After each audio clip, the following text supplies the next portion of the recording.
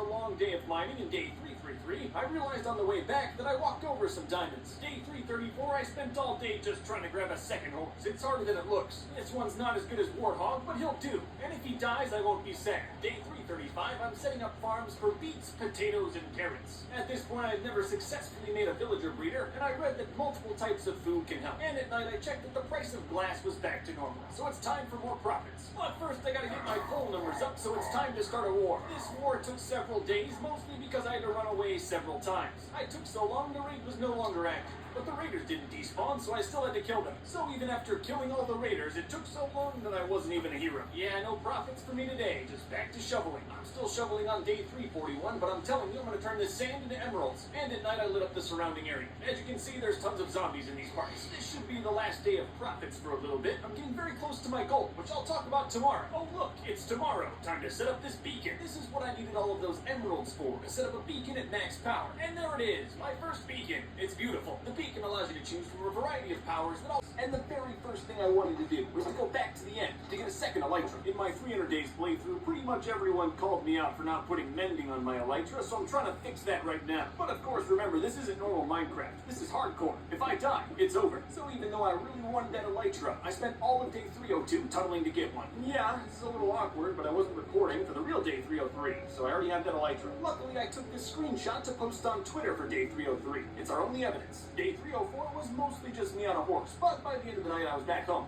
And right before bed, I spent a little bit of time updating the treasure room. I know it might seem a little anticlimactic, but that elytra's just gonna sit in a chest for a little bit. I've got some work to do before I can make it a mending elytra. And that work involves this desert town. There's gonna be a lot of exploiting. My basic idea to maximize profits in this town was to use this sand to make glass to sell to villagers to get a ton of emeralds. And because this town's in the desert, I have a massive amount of sand for unlimited profit potential. Of course, that's gonna take a lot of work, but the 2 auto furnaces I built on day 307 should help. And the town's pretty unsafe. There's no walls, so I feel totally naked. I had to run back to the main camp on day 3 of Warthog. I got him out, but it took all night. Horses and caves just don't go together. Well, we're back to business on day 322, just trying to get another raid. This time we're testing our luck with a level 2 raid, so it should be a little bit more difficult. The raid was almost over on day 323. However, my diamond helmet broke, and the damage really started to add up. Most of the damage came from the Vex, and I didn't want to push my luck here, so I ran away. For the time being, I was able to go back home and make a resupply, which was much needed. Then I realized I only had 4 diamonds to my name and couldn't even make a helmet. So I decided to hit the mines. And somehow, just by mining, I became the hero of the village. That's weird, but I'll take it. And now with my upgraded public image, I went straight back to profiting. And I mean, can you blame me? Look at those AMs. Oh, and I don't know if you noticed, but this cat's been following me for a few days. I can't stop it. Day 326, the exchange rates for the cartographers are getting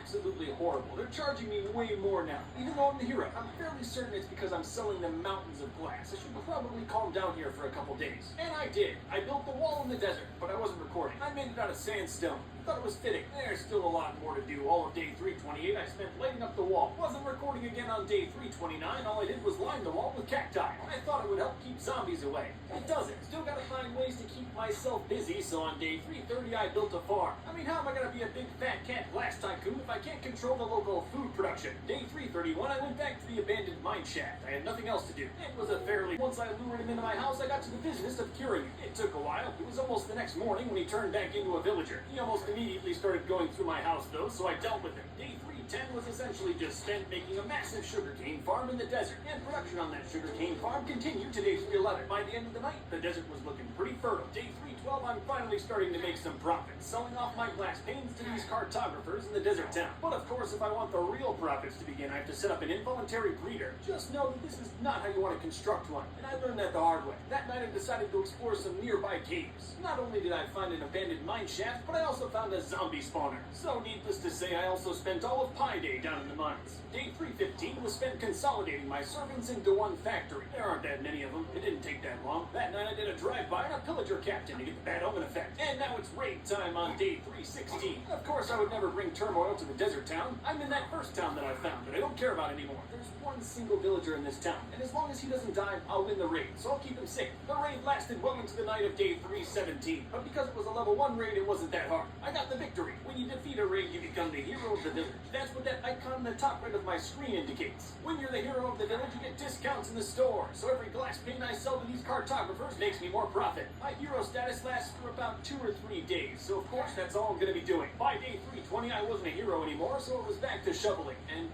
that was it. I shoveled all day.